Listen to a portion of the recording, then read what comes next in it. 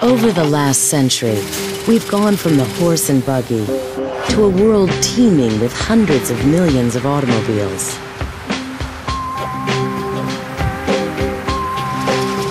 From the Model T to the latest race cars, one thing remains the same: the internal combustion engine. In these engines, a fine mist of gasoline is sprayed into the piston chamber. When a spark is added, the mixture of air and fuel explodes, driving the piston down and spinning the crankshaft. As the piston moves back up, it pushes the remnants of the explosion out of the piston, and the cycle repeats. Take the unburned fuel and carbon monoxide in that exhaust, multiply it by the number of cars on the roads, and you can see why the automobile is considered such a serious threat to the environment.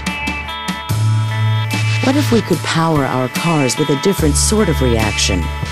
One that runs cheaper and cleaner than any engine yet. Scientists are getting closer to just such a solution. This bus can run at highway speeds over 100 miles at a time.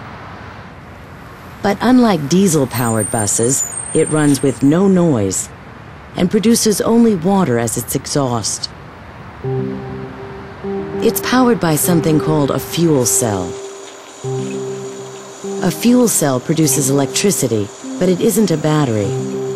Instead, hydrogen and air are run on either side of a membrane. The membrane induces the hydrogen and oxygen atoms to combine in a way that produces water and energy.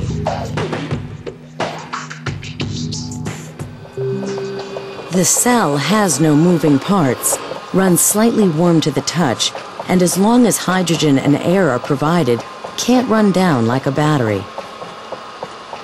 The idea has been around for a long time, but until recently was too inefficient to be practical. Then one day an engineer at Ballard Systems looked at a new kind of membrane that had been sitting on his workbench for months. When he tested it, he found that the cells produced 4 times as much power. So far, fuel cell technology is still in the testing stage.